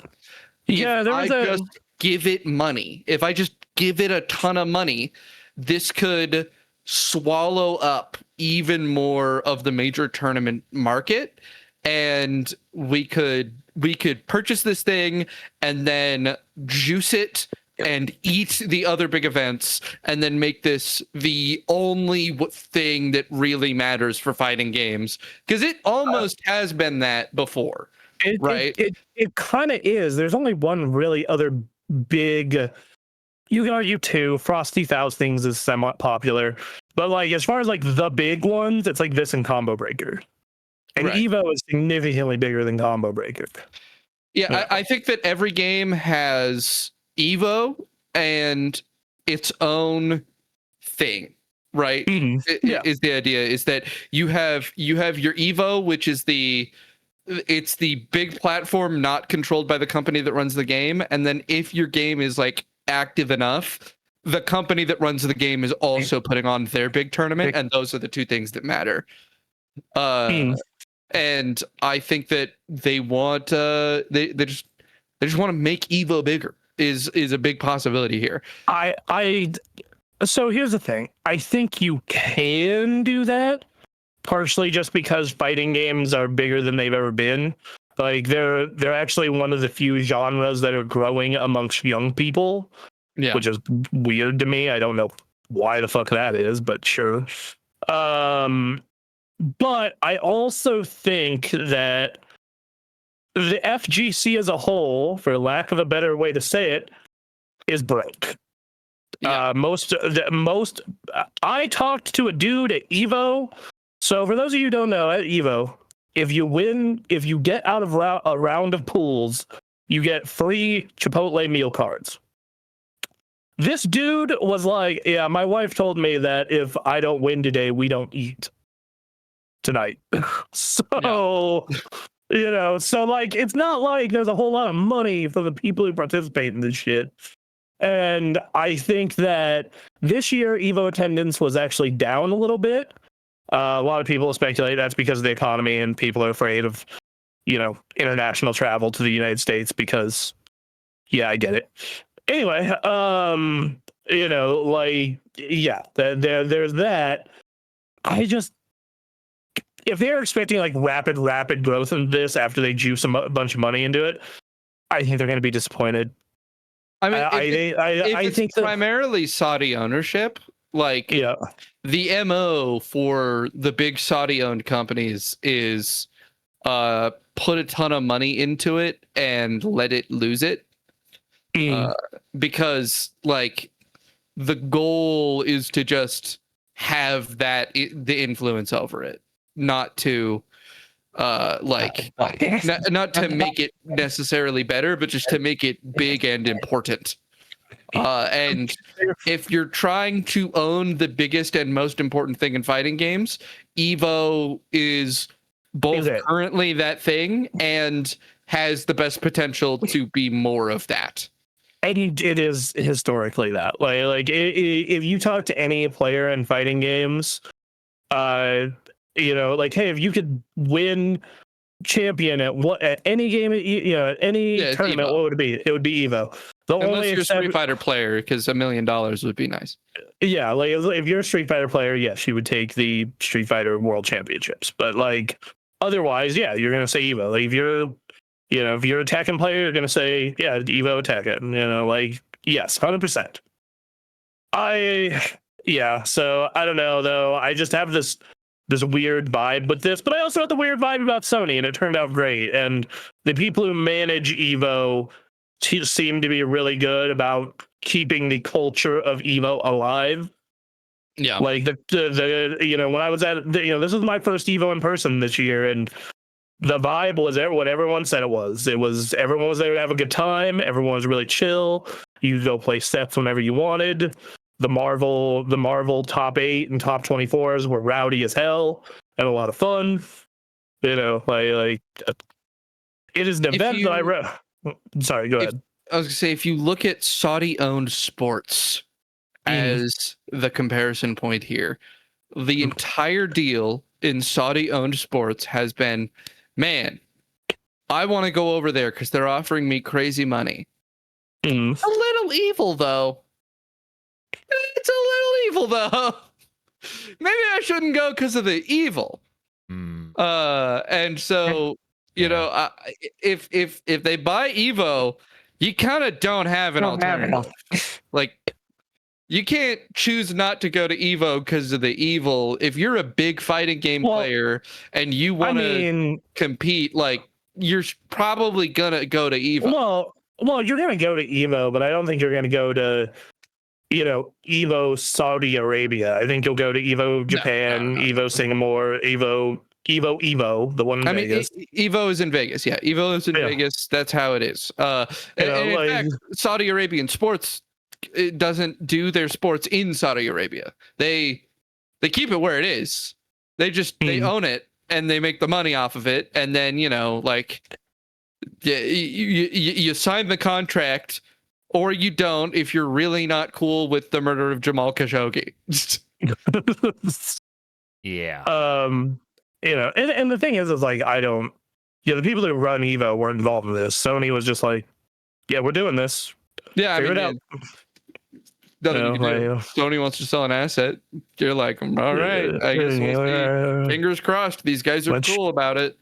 Which, to be fair, like I said, the people who run Evo historically have done a great job about keeping the culture and vibe of the arcade alive and well. Yeah. So I hope that continues under the new owners. I want to go next year real bad. I would love, I think this is an event. If you have even the tiniest interest in fighting games at all, Evo is a must-to-go event. It's just so good. Here's my proposition for the next Evo to make it good. Okay. All right. If you get out of pools, you get a ticket that lets you punch an opponent in the face once. It has to not be during the match. Of course. All right. Of course. You get one opponent, one full force punch in the head. Just adding a real physical element. Add a physical element to the game. Yeah. Because you need to care. Oh man. Duncan, no. This is completely unrelated to this, but there's absolutely a side tournament for Yomi Hustle. You should come to you should come to Evo. You should come to Evo and enter Yomi Hustle. Oh, you should come to Evo and be good enough too. Yeah, you totally. I did an online match on Yomi Hustle. Got perfected immediately. Their understanding of the game is so far beyond me. To be fair, I'm probably gonna get bodied in my pools. Don't worry about it. Yeah. But yeah, like I'm gonna play Marvel Tokon and I'm gonna play Street Fighter and probably get rickety wrecked. But that's how it is. Yeah. So we'll see how that goes. Keep an eye on that. We'll see what happens. Look, man, even if Evo were to, the worst possible case scenario, Evo goes down the tubes, the fighting game community lives on. You will go back to the basements. If you add the head punch ticket, it adds an element of endurance. Because if you're getting into top 8, you've probably taken a lot of those hits. See, I think we want to. Some of the beauty of fighting is in the martial arts, the varying disciplines and approaches. So I think it should be like real life dive kick. It's one hit. You got to get one hit. However you do it, I don't know. You got to do one hit. Can't be to the legs or arms. Got to be torso or head. If they do fuck this up though, man, Combo Breaker is probably stoked. I know, right? Yeah, Combo that's the thing. There's other, there's other competing tournaments that they are also competing with. This is not just them having free reign. So, Combo Breaker is probably like, man, if they fuck this up, we're gonna be the new Evo. I mean, that's how you scale up. You scale up by if Evo goes down. Every bit that Evo goes down, every other tournament goes up.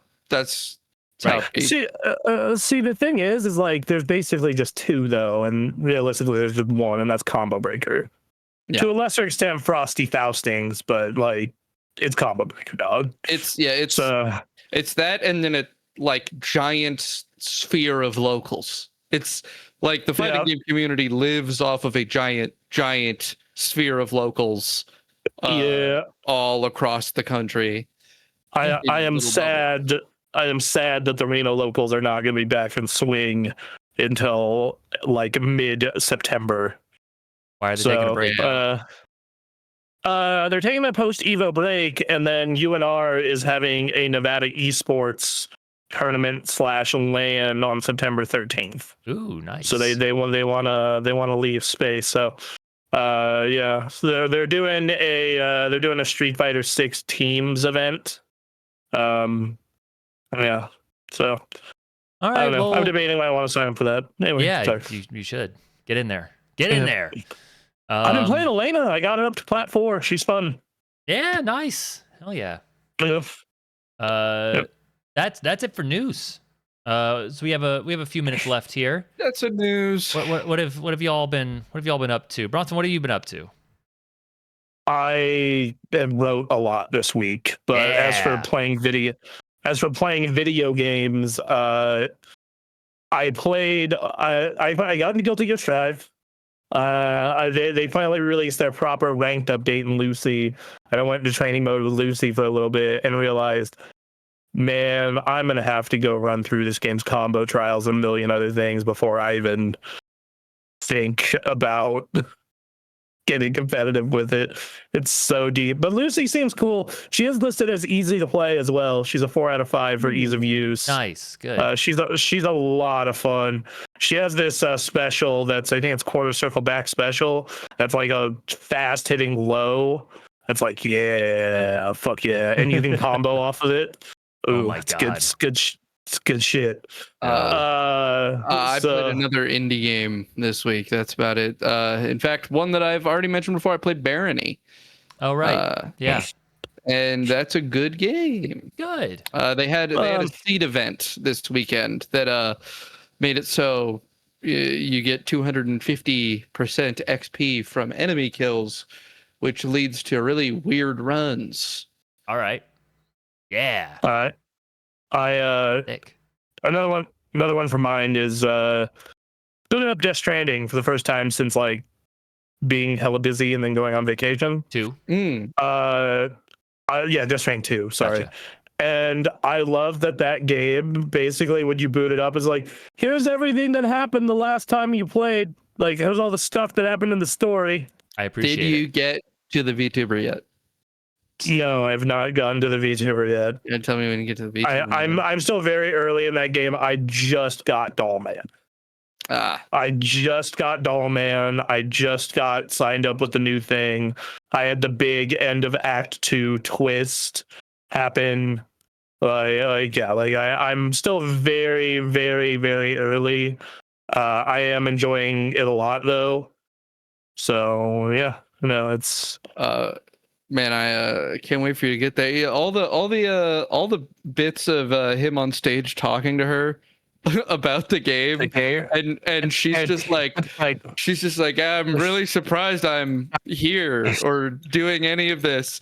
And then the other person on stage is like, yeah, Kojima has been saying Pecco around the office all the time. Everyone's saying Pecco all over the office.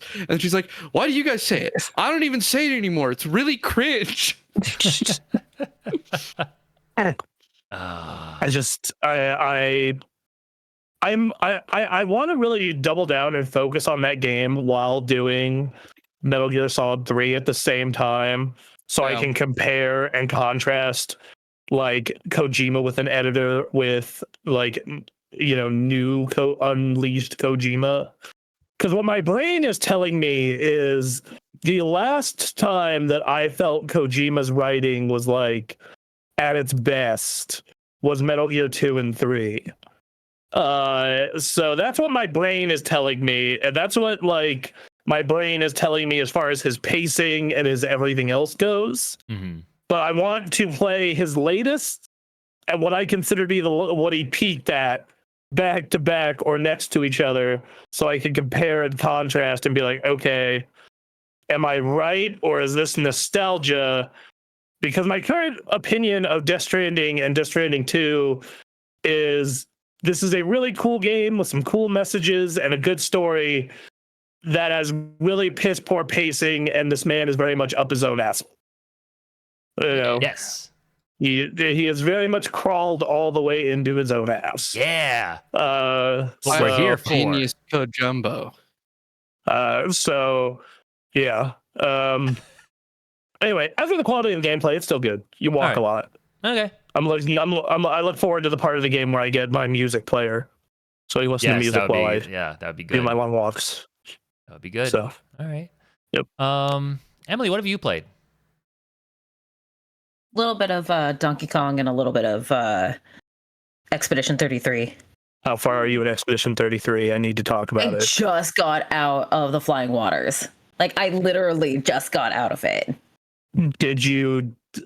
The thing with the main protagonist, did you see that yet? Evidently Was not, this like based on the reaction. before that big boss fight? After a big boss fight. It's on the cliffs. Oh, yeah, I did see that. Yeah, that was fucking Still too far. fucked up. So all right. I did get an optional scene at that campfire. Oh yeah. Nice. With Lune playing the guitar. Oh, that's cute. cool. All right. It was cute. I was like, I need to play more Donkey Kong, and I want to do more Death Stranding, but so far that is like easily the best game of the year. Quite frankly, it might be one of the best games, if not the best game in the past 5 years. It's so fucking perfect. The gameplay and the story and the music all blend together and just nice. They did it. They did it. They made just a perfect game. And yeah, Donkey Kong except for how they're fun. French. Yeah. Yeah, that is a problem. I know. I was able to overlook that though. I was able to overlook the French. We could get past it. Yeah, we can get past it. You know. All right. Well, cool. All right. Anyway, I don't know. I played a little bit of Peak. Peak continues to be a fun little co-op game. It would be we can't play it together. We would die pretty quickly. It would be chaotic mess. Why is that? Because we're just a chaotic mess. I know how we are. It would be very fun. It might be a fun stream to do. Is us attempting Peak together.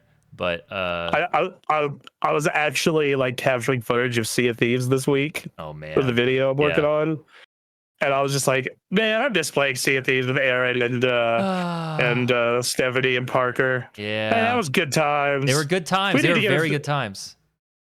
We need to get a Sea of Thieves group together out of us four going. Hey, you know what? It's a $3 game that would be a great time to play together. Oh Christ! Mage Arena.